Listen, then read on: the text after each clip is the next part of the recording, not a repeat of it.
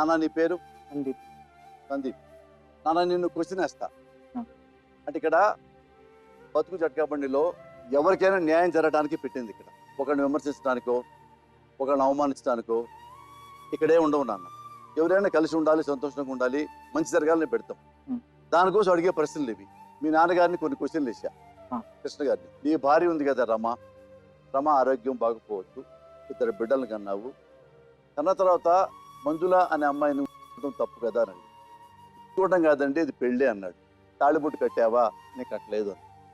మరి ఎందుకయ్యా భార్య ఉండగా ఇంకో తప్పు చేయకూడదు కదా అంటే నా భార్య కూడా తప్పు చేసిందని. ఏం తప్పు చేసింది నీ భార్య అని అడిగి. అంటే రమ కూడా వేరే అబ్బాయితో అక్రమ సంబంధం పెట్టుకుంది, సాక్ష్యం ఉందా? లేదండి మా అబ్బాయి కూడా తెలుసు, అందుకని నేను అడుగుతున్నా, మీ అమ్మకి అక్రమ సంబంధం ఉందా? లేదండి. లేదు. నీకు తెలియదు? నాకు తెలియదు. తెలుసు అని మీ నాన్న అంటున్నాడు. అడుగు ఎందుకన్నాడు? అడుగు ఎదురుగున్నాడు. నీ తల్లి మీద తెలియదా నీకు? ప్రమాణం చేసి చెప్పరా నీకు తెలియదు అని? నీకు తెలియదు అని చెప్పి మీ అమ్మ మేము ప్రమాణం చేసి నా మీద ప్రమాణం చేయాలి నువ్వు ఇప్పుడు అమ్మటే? చేస్తా, కాదనట్లేదు. తెలియదా నీకు? నాకు నీ ఫ్రెండ్ గానే తెలుసు. మా అమ్మతో అక్రమ సంబంధం అది ఇదని నాకు ఎటువంటి సంబంధం లేదు. తెలియదు. ఎవరు వచ్చినా వాళ్ళతో ఇప్పుడు నిన్న ఇంటికి ఎవరు వచ్చినా నిన్ను నేను అన్నానా మాటలు? కాదన్నా, ఫస్ట్ మీ అబ్బాయితో అడుగు. అంతే సార్, అయిపోయింది. దానికి అడగడానికి ఏం లేదు సార్. ఆడు లేదు అన్నాడు, అయిపోయింది, వదిలేసా నేను అంతే. కాదయ్యా సార్, ఇక అంతే సార్. విను, ఇప్పుడు ఆమెకు అసలు ఏ అక్షరం పిచ్చి పిచ్చి మాట మాకు. నీ నోటికొచ్చి ఏ చెప్పినా నువ్వేం వాగినా నేను వినమంటావా? చెప్పు, అది వింటా. ఎందుకు సార్? ఎందుకు వినాలి సార్? చెప్పిన దాన్ని అంగీకరిస్తాను. మాట్లాడద్దు, విను. నువ్వేం చెప్పావు? నా భార్య అక్రమ సంబంధం ఉంది, మా అబ్బాయి తెలుసు అన్నావు. నీ కొడుకుని పిలిచా, తెలియదండి వాడు మా నాన్న ఫ్రెండ్ తప్ప మా అమ్మకి ఏం సంబంధం లేదని చెప్పాడు. అది అడుగు. ఇప్పుడు నేను అడుగుతుంటే లేదంటాను కదా సార్. తను మా నాన్న ఫ్రెండ్ గానే తెలుసు. అయిపోయింది. అతను నీ ఫ్రెండేనా? నా ఫ్రెండ్ కాదు సార్, అది నా ఫ్రెండ్ కానే కాదు. మేము బుల్లరగూడెంలో కిరాయికి ఉంటున్నప్పుడు, బుల్లరగూడెంలో ఉంటున్నప్పుడు మా ఇంటి పక్కన కళ్ళు దుకాణం ఉండేది సార్. ఆ కళ్ళు తాగడానికి అక్కడికి వస్తూ ఉండేటోళ్ళు వాళ్ళు. అట్లా నాకు పరిచయం. నా నుండి వీళ్ళకి ఎట్లా పరిచయమో నాకు తెలియదు. అంతకుముందు నువ్వేమన్నావు? రికార్డ్ అయ్యింది. అంతకుముందు వాడెవడో నాకు తెలియదు అసలు. ఇప్పుడేమన్నాడు? తెలుసు, కళ్ళు దుకాణం పరిచయం అన్నావా? సార్ చెప్తే వినండి సార్. నేను తెలుసు, నాకు పరిచయం అని అంటే అట్లనే పరిచయం సార్. కళ్ళు తాగడానికి వస్తూ పరిచయం సార్. అంతకుముందు ఏం నాకు తెలియదు అన్నావు అసలు. నాకు ఫస్ట్ ఎవరు తెలియదు కదా సార్. మరి నాకు కళ్ళు తాగడానికి రాకముందు నాకు అతను ఎవరో తెలియదు. నువ్వు వేరే వాళ్ళ తక్కువ సంబంధాలు నీకు ఉన్నాయి కాబట్టి నీ పెళ్ళాన్ని కూడా ఇరికిస్తే పని అయిపోయిందని. అంతేగా? అంతే. వాళ్ళకేం తెలియదు సార్. వాళ్ళకేం తెలియదు.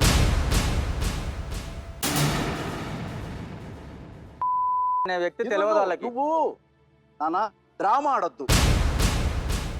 ఎటువంటి పరిస్థితుల్లో జరిగింది అనేది పక్కన పెట్టండి. అంటే నేను ఎటువంటి పరిస్థితులు అన్నా కూడా అవి కూడా చెప్పేస్తాను.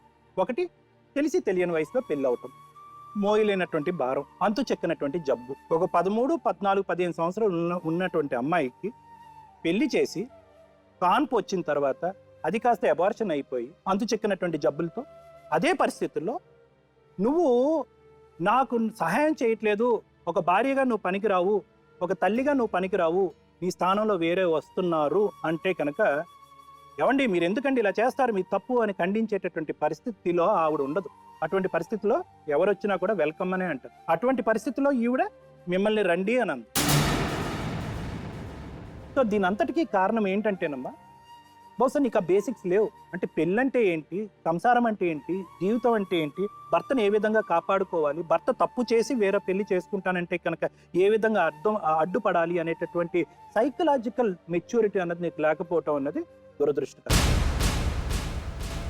అన్నిటికంటే విచిత్రం కలిగించేటటువంటి, ఆశ్చర్యం కలిగించేటటువంటి అంశం ఏంటంటే కనుక 8 సంవత్సరాల పాటు ఎటువంటి హింస లేకుండా, ఎటువంటి కష్టాలు లేకుండా, ఎటువంటి అనుభవాలు లేకుండా ఎందుకు 8 సంవత్సరాల పాటు ముగ్గురు కలిసి ఉన్నారు? ఉంటే ఎందుకు ఉన్నావు? వచ్చేస్తే ఎందుకు వచ్చేసావు? భర్త ఇప్పుడు కావాలి, నా భర్త ఒక్కడు నాకే సొంతం, ఆవిడ ఉండకూడదు అనేటటువంటి ప్రశ్న ఈరోజు వస్తే ఆ ప్రశ్న ఎందుకు వచ్చింది? బహుశా ఈ 3 ప్రశ్నలకి నువ్వు నాకు సమాధానం చెప్తే ఆ తర్వాత లాయర్ మేడం అడుగు. సార్ ఇప్పుడు చెప్పండి. ఇప్పుడు 94లో మ్యారేజ్ అయింది. తర్వాత ఒక 8 సంవత్సరాలు కలిసి ఉన్నాం, అందరం కలిసే ఉన్నాము, అంతా అయిపోయింది. అక్కడ నుండి 2008 నుండి మేము వేరే ఉండడం జరుగుతుంది. అప్పటి నుండి ఇప్పటి వరకు కూడా వేరేనే ఉంటున్నాం. ఇన్ని సంవత్సరాలు ఏమి కేసులు ఏమి లేవు. అక్కడ నుండి ఇప్పుడు మేము సపరేట్గా వచ్చిన కాండి ఇప్పటి వరకు కూడా ఏం కేసులు ఏమి లేవు. అసలు సపరేట్ చేయగా ఆ బ్రతుకు ఆమె బతుకుతుంది, నా బ్రతుకు నేను బతుకుతున్నాం. మధ్యలో పిల్లల అవసరం అంటే చూస్తున్నాం, ఏమంటే చూస్తున్నాం, అక్కడితో అయిపోతుంది. ఇప్పుడు ఏంటంటే జాబ్ పర్పస్ జాబ్ వస్తుందని ఇప్పుడు ఇదంతా చేస్తుంటారు అంతే.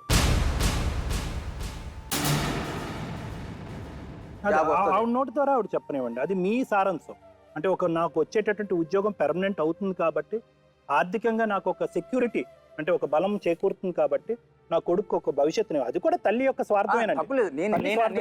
ఎందుకంటే చూడండి సార్, ఒకటి ఇవన్నీ ఒక ఎత్తు, కూతురు పెళ్ళప్పుడు మీ కాంట్రిబ్యూషన్ ఎంత అన్నది ఒక ఎత్తు. నువ్వు చెప్పమ్మా, ఈ 3 ప్రశ్నలకు నేను అడిగిన 3 ప్రశ్నలకు సమాధానం చెప్తాను. 8 years why were you together? ఎందుకు మీరు ముగ్గురు కలిసి ఉన్నారు? ఎందుకు బయటకు వచ్చేసావు? 3వ ప్రశ్న, ఈ రోజు ఆవిడని డిలీట్ చేసి ఇతను ఒక్కడే కావాలని అనుకోవటం వెనకాతల అతనికి పెర్మనెంట్ గా వచ్చేటటువంటి ఉద్యోగం యొక్క స్వార్థం ఉందా? ఈ 3 ప్రశ్నలు చెప్పమ్మా. మొదటి ప్రశ్నకు సమాధానం చెప్పు. ఎందుకు 8 సంవత్సరాల పాటు కలిసి ఉన్నారన్నది చెప్పు. ఇప్పుడు ఖండించలేదంటే చెల్లెలు కదా అని, ఎక్కడైతే వస్తున్నాడు పోతున్నాడు కదా అని ఊరుకున్నాను. ఇప్పుడు కూడా చెల్లిలే కదా? ఇప్పుడు కూడా అసలు నేను ఇప్పుడు కూడా ఆయన్ని వదిలేసుకోమని నేను అనట్లేదు. కాకపోతే నా పిల్లలు మా నాన్న కావాలని మనం ఎన్ని రోజులు అంటే ఆయన నాకు కూడా ఓపిక ఉండట్లేదు సార్. ఇళ్లలో పనిచేసి ఆ పిల్ల పెళ్లి చేసిన అప్పులు కూడా తీర్చలేకపోతున్నాను. ఒక సమాధానం చెప్పమ్మా. పిల్లలు ఇప్పుడు మా నాన్న మాకే కావాలి, వాళ్ళ నాన్న అవ్వకూడదు అనే ఉద్దేశంతో ఈ రోజు నీ భర్త నువ్వు కోరుకుంటున్నావు, అంతే కదా? అట్లనేం కాదు సార్, నా భర్త నాకు కావాలి, నా భర్త నాతో ఉండాలి. నేను ఎన్నో బాధలు పడ్డా, ఇక నుంచి పడలేను, నా వల్ల కావట్లేదు సార్. సో లాజిక్ ఏంటంటే ఇక్కడ నా భర్త నాకు కావాలి, నా పిల్లలకి వాళ్ళ తండ్రి కావాలి, అంతేగాని నా భర్త ఏ స్థాయి ఉద్యోగం చేసినా పెర్మనెంటా టెంపరీయా అనేటటువంటి ఉద్యోగంతో సంబంధం లేకుండా, అటువంటి ఆశ నాకు లేకుండా నా భర్తను నేను కోరుకుంటున్నాను. నన్ను పోషించాలా, నా పిల్లల్ని తండ్రిగా చూసుకోవాలా, మంచిగా ఉండాలి, నాతోనే ఉండాలి. మంచి ఆలోచనలు వచ్చినాయి, లేటుగా వచ్చినాయి అంతే మేడం. ఇప్పుడు రమ్మగారు మరి 10 సంవత్సరాలు మరి మీ భర్త నుంచి దూరంగా ఉన్నారు కదా, మరి అలాంటప్పుడు వీళ్ళిద్దరు కలిసి ఉంటున్నారని తెలుసు, అంటే ఏదో చిన్న గొడవయే మీరు బయటకు వచ్చేసారు కదా, మరి అప్పుడు మీ భర్త అప్పుడు మీకు కావాలని, లేకపోతే నా భర్త నన్ను సరిగ్గా చూసుకోవట్లేదని మీరు పోలీస్ కంప్లైంట్ కానీ ఈ కేసు కానీ ఎందుకు వేయలేదమ్మా? తాగి గొడవలు చేయడం, పోలీస్ స్టేషన్ దాకా పోవడానికి పోవాలన్నా కూడా ఎంతసేపు తాగున్నప్పుడే వస్తాడు మేడం నా దగ్గరికి. అంటే 10 సంవత్సరాలు మీకు తెలుసు మీ భర్త ఆవిడతో ఉంటున్నారని తెలుసు, మీరు ఏ కేసు వేయలేదు, మీరు వేరేనే ఉంటున్నారు, పిల్లల్ని పెట్టుకునే ఉంటున్నాం. వ్యాపారం కానీ వెళ్ళారు సార్. అక్కడికి వెళ్ళాక ఆయమ్మతో సమాధిలో ఆయమ్మ ఇష్టపడిపోయింది. ఈ మనిషిలో ఎక్కువ మార్పు వచ్చేసింది, పెట్టుకునే ఓపిక లేదు, ఆయమ్మకి ఏదో అక్రమ సమతలు పెట్టుకునే కాబట్టి నన్ను ఇలా ఇచ్చి కొడుతున్నాడు అని వస్తా దారిలోనే బయలు పడిపోయి. ఫస్ట్ ప్రేమించింది సార్, ఆ అబ్బాయి పేరు ప్రసాద్ అని సార్. మళ్ళీ నెక్స్ట్ సిద్ధుకి ఇచ్చి పెళ్లి చేసినారు సార్. తన తావ ఉండలేక వెళ్ళిపోయింది సార్. మళ్ళీ వాళ్ళ చిన్న కొడుకు మహాదేవకు మళ్ళీ పెళ్లి చేసింది. ఎన్ని కాపురాలు నువ్వు నాశనం చేసావు? పెళ్ళా ఉంటే ఎలా చేసుకుంటావు చెప్పు? 10 మంది మా మామ వాళ్ళు. పెళ్ళా ఉంటే ఎలా చేసుకుంటావు? నువ్వు నటితో మాకు ఇక్కడ సార్ నోరు ఎక్కువ సార్, కొంచెం కాస్త గర్వం ఎక్కువ, భర్తని రెస్పెక్ట్ లేదు అన్న. ఈ కాపురాన్ని ఎవ్వడు నాశనం చేయలేదు, నువ్వే నాశనం. ఎవడో ఒక గాడు వచ్చి నీ ముందు నీ భార్యని చంపదెబ్బ కొడితే నువ్వు వాడిని చంపేయొద్దు. ఇంత తప్పుడు మాటలు ఎందుకు చెప్తావు? కొంచెం ఇష్టం బాటలు తెచ్చిస్తే ఇబ్బంది తాగి సస్తాం కదా.